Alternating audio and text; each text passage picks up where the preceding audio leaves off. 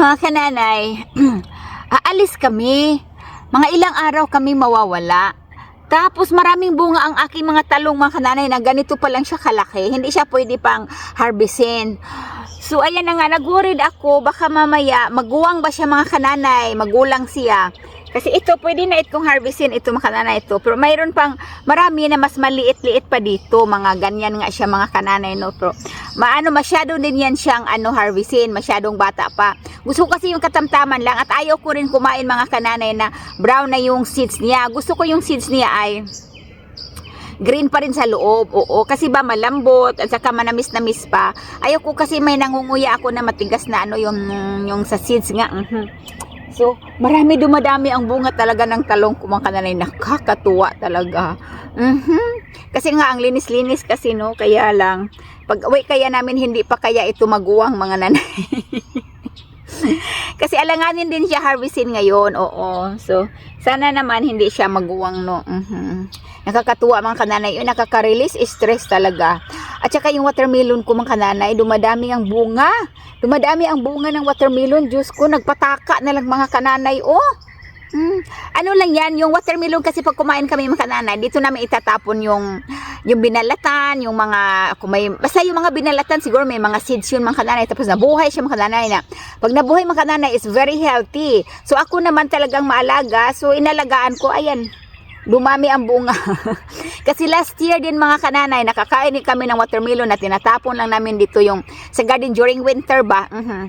Sa garden, yung mga seeds noon buhay, tapos may mga kantalup pa, mga kananay. Ko, bakit nakarating doon ang kantalup, mga kananay, sa labas? Siguro si Daddy Tim nilalagay din siguro niya doon, hindi ko alam. So ay, ang kamatis ko, mga kananay, ang gandang tingnan, marami ng bunga. Agoy, kalami ba ani ron? Mawala yung diet natin nito. Mga nanay, mag-harvest na naman tayo ng eggplant kasi marami ng malaking eggplant, so harvestin ko. Nilalagyan talaga namin dito ng net, mga kananay, kasi may pumupunta dito na kumakain ng aking mga mga pananim, especially yung mga greens ko. Kasi kung hindi ko lang alam, no, kasi dati may nakita na akong apak.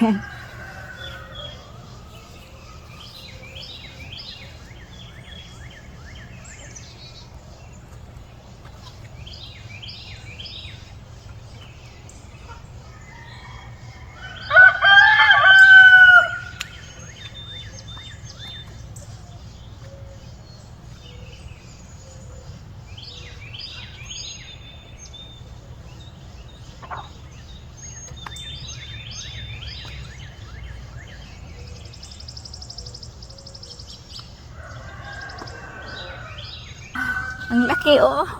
At ang ganda. Kakatuwa.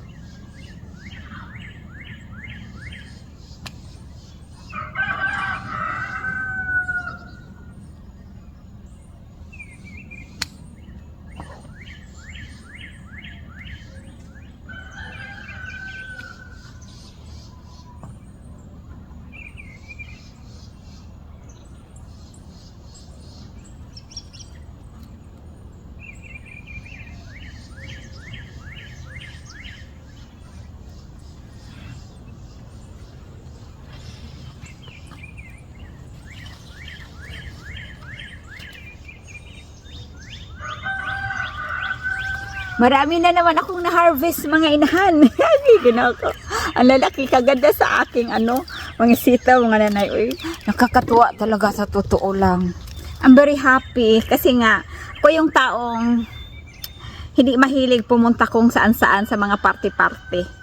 Dahil yung party-party na yan, madali ka dyan. Kasi hindi mo alam, yung kaharap mo pala ay isang plastic. Na plastic talaga. At pag nagsalita, nakabuhay ng nakabuhay ng patay. Pero ito na lang, dito na lang tayo. Mga nanay, oh, kita nyo yan. Sa camera hindi ata masyadong malaki, pero dito, mga nanay, linghod pa ito, mga kananay. Oh, ano pa siya. Lamig yung kay mga kananay. Anong kagwapa. Alam niyo mga kananay, kaya ako tuwang-tuwa nang dahil nga talagang ano mga kananay. Tanim ko kasi ito, pinaghirapan ko. Ganon. Yung mga nanay, oh. Dami kong na-harvest talaga. Ang nalaki. Nakakatuwa, libreng-libre na ito mga nanay. So, Nanay Jenny, meron na namang ilalagay sa freezer. I-blanch ito mga nanay at ilalagay natin sa freezer. So, ako mga kananay, yung pagkatao ko talaga, masaya na ako dito lang ako sa bahay. Kaming magpamilya lang magbanding. Trabahuin ko kaagad ang na-harvest kong talong mga kananay, no? Ilaga ko kaagad siya at palamigin. Salan natin ito at ating pakuluin. So, ito naman, ugasan ko muna. Grabe kita nindo sa akong mga eggplant, mga nanay. Uy, nakakatuwa talaga, grabe. Marami na naman ako maimbak sa sa freezer ko, no? So, marami nagtatanong na, ubos mo ba yan lahat? Of course, hindi. Ubos ko naman. Kaso lang, yun nga, may ginagawa tayo dito.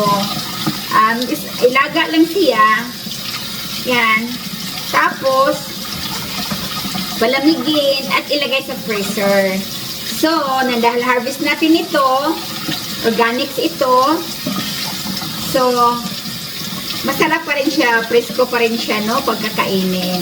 Kasi nga hindi nga ito maubos kagad. Dito kasi, ang talong na ganito, ang hirap hanapin.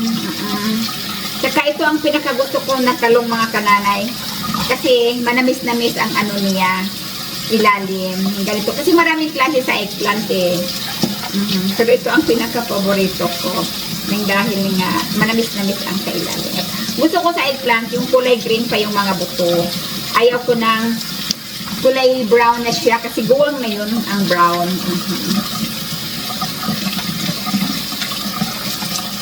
Ayan. O diba mga nanay, pag magsipag lang, I love summer mga kananay na dahil marami akong matatanim na gulay. At ang ganda ng mga puno niya, nakakatuwa talaga mga kananay, basta nakakatuwa, feel good talaga. Ayan, linis na siya. So ngayon ay kumukulo na yung tubig natin. Ilagay na natin itong napakagwafa nating eggplant na harvest ng Nanay Jenny from our backyard. Yan mga kananay. Healthy talaga siya mga nanay. Sus, grabe talaga. Talagang tuwang-tuwa talaga ako. Feel good. So, ito na yung una natin nilagay mga nanay. Hainin na natin, no? Nakakatuwa talaga. Kasi, ang ganda kasi niyang tingnan. Walang sira ba mga nanay? Walang uod. Kaya, very pretty. Very pretty. Anong kasunod noon? Parang ako. Joke lang mga kananay. Papalag na naman yung mga araw natin dyan. Bagay, mas gwapa naman ako kasi kanila. Pwede maglagot sa winterya muhot. So, ito na yung kinakalas natin, no? Pwede na siya. Mga nanay. Ilang serving ko na ba ito? Tingnan natin. Sarap. Okay, 10 ito mga kananay. So, 3 itong serving mga kananay, no? Kasi 3 ang nilalagay ko sa isang ziplock. So, palamigin ko muna siya mga kananay. Mga kananay, ito na yung eggplant ko, no? Ilalagay ko na lang sa freezer. Malamig na siya at nilagay ko sa ziplock. Ito po yung mga naipon ko na aking na-harvest sa aking garden. Ilalagay ko dito. Ayan. Ayan. So, meron na akong iilan mga kananay. Marami-rami na rin yan na ma-stack sa freezer.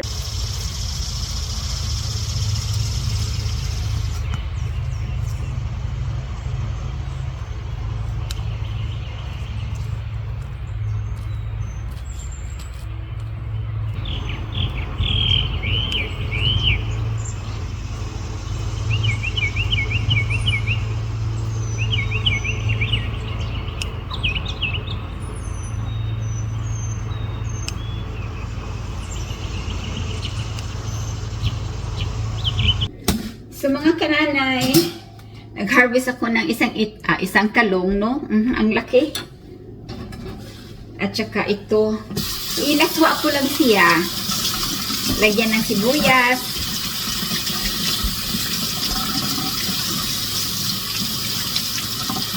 Good morning. You got some fresh eggplant, right?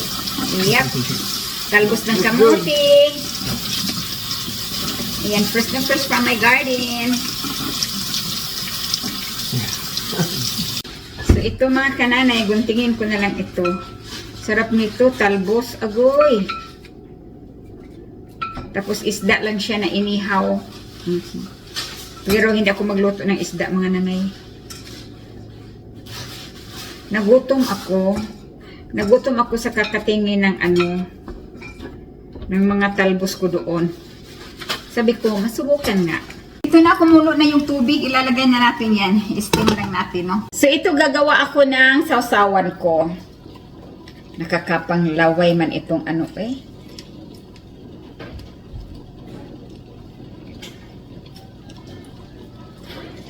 Ito lang mga kananay, sibuyas lang. Maganda sana pag may kamatis. Wala man akong kamatis mga nanay.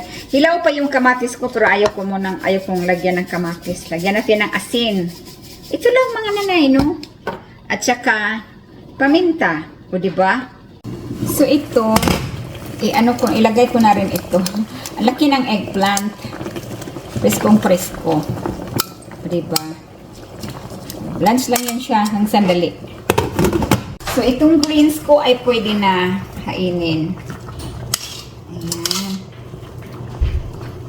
Ito na mga nanay, naluto na siya yung talong. Inuhin na natin. Ganyan lang mga nanay, ganyan. Tapos anuhin natin sa tinidor. Yan lang. Mix na natin. Mainit pa ito mga nanay. Mainit talaga. Yung saladang talong, dapat may kamatis ito, bagoong, ganyan. Yung bagoong, wag na yung bagoong. At saka ihalo natin itong grains natin. Ay, wala akong isda. May isda ako mga nanay, pero hindi ako nagluto ng isda. Kasi biglaan ko lang itong napag-isipan. Nakahiga ako mga kananay, tapos napag-isipan ko lang ba. Okay. Nagtatanong, naghugas ba ako ng kamay bago kumain? Never. Never. Tatanong pa ba yan? Tanga-tanga. Ko, sino ba namang taong matino kung hindi maghugas ng kamay? May dala-dala pa nga tayong sanitary, ba yun? Yung sanitizer. Sanitizer. Kaya sa nagtanong dyan, mga critics natin kung nagugas ba ako ng kamay? Never. Double malagalit doon. Kasi daw pinagsabihan ako, tanga-tanga din.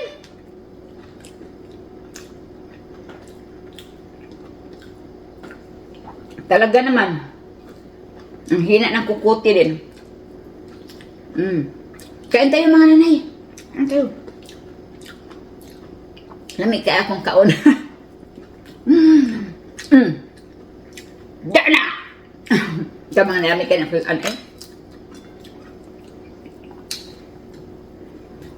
Kumain na ako makananay ng agahan. Kaso nga, sa kakatingin ko nga doon sa eggplant ko, marami pa, mag-carrots pa ako doon. Fresh na fresh from the garden.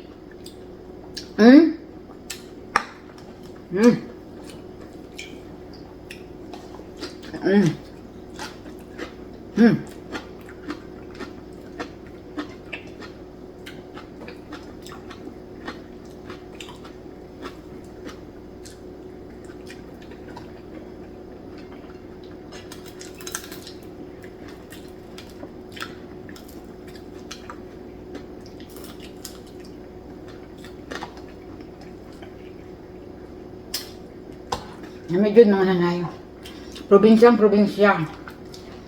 Feel na feel ko talaga. Ang kulang na lang yung manok na kapitbahay namin pumunta dito sa yard namin. Piklo, yun na. Joke lang mga kalanay ha. Baka sabihin nyo, tutuhanin ko. Joke lang yun.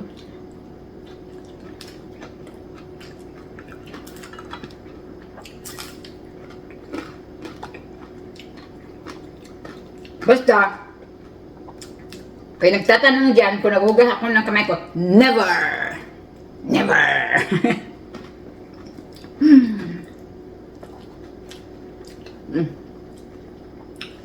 Lami alag talong mga nanay. Social ka, limon pang ilagay.